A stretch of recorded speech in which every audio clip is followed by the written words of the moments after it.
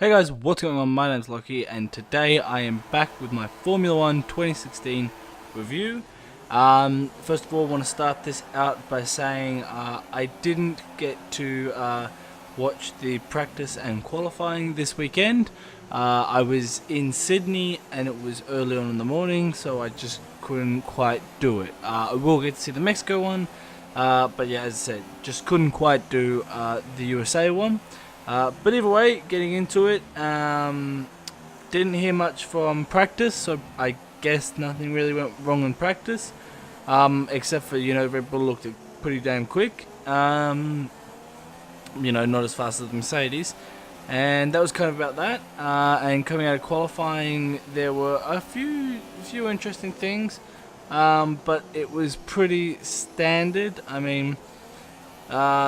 I'm going to read from last to first. So it was Ocon, Nassau, Worlin, Button in 19th in qualifying.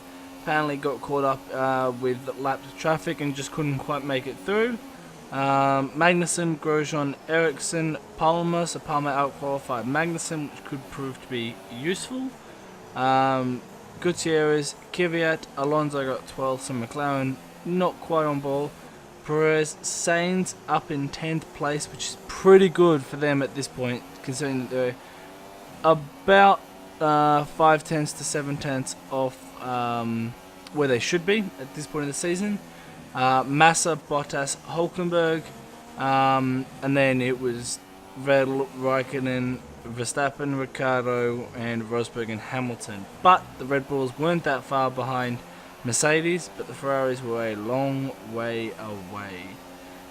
Now getting into the race, pre-race, Ricciardo out of the top 4, so out of the top, because it was just Red Bulls and Mercedes that were competitive. As I said, the Ferraris were not competitive this weekend. No surprise there. But yeah, Ricciardo was the only one starting on the super softs, whereas Rosberg, Verstappen and Hamilton were all starting on the soft tyres. So yeah, Ricciardo went for something different, chose to do it, and it was a very interesting choice. But yeah, it was ultimately would have paid off for him in the end if some things didn't happen, which I will get into a bit later. So going into the race, Hulkenberg took damage into the first corner. So going into the first corner was kind of neat, except for Vettel came, it was 3 wide. We've seen it a few times this year with at China and Spa, it's just 3 wide and that gap's closing and the poor person in the middle loses out the most. So yeah, Hulkenberg was unfortunate and had to retire the car because he had some steering problems, which was a shame because he looked pretty quick. That car actually looked really well set up. Bottas was involved in that and did get a puncture, as I said, Vettel was, but Vettel got away scot-free. Then Perez got spun on the start by Kvyat. Kvyat ultimately got a 10-second place penalty for hitting him, so that affected Kvyat. And yeah, Perez recovered okay. He ended up finishing in 8th place, considering he was facing the wrong way on the first lap. So yeah, that was not bad. Going on, Gutierrez got a problem at lap 17. It was a huge lockup and looked to be broke by wire, which is a common problem for Haas. It was their suspect. It was not a driver error. It was clearly something wrong with the car.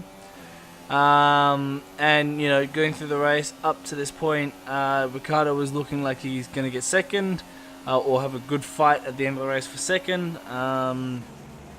Verstappen did do a weird thing when it was coming around for the second stage of pit stops. The team told him to push, not pit, push the car. And he pitted, and they were not expecting him, and so he lost a lot of time.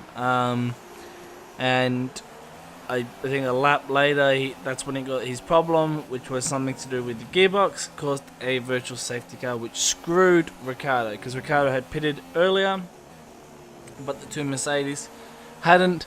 so they basically got a free spot. So yeah, unfortunately, Ricardo got third in the end due to that.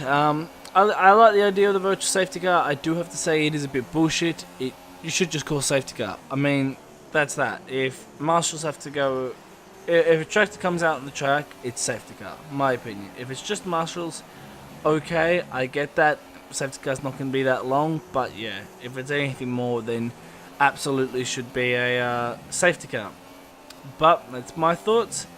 Raikkonen pitted lap 39, and on exiting the pits, he's they were saying something about the wheel gun.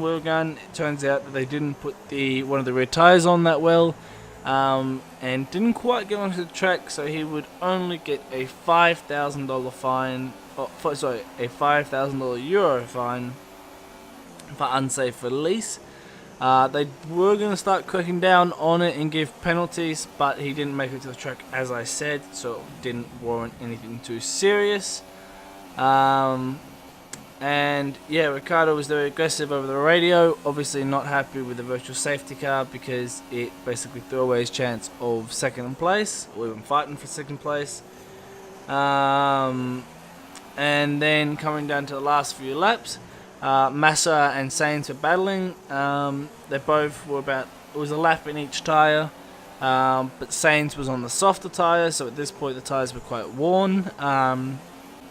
Massa was lining up his chance, but while he was doing that, Alonso caught up to him very quickly and made a move.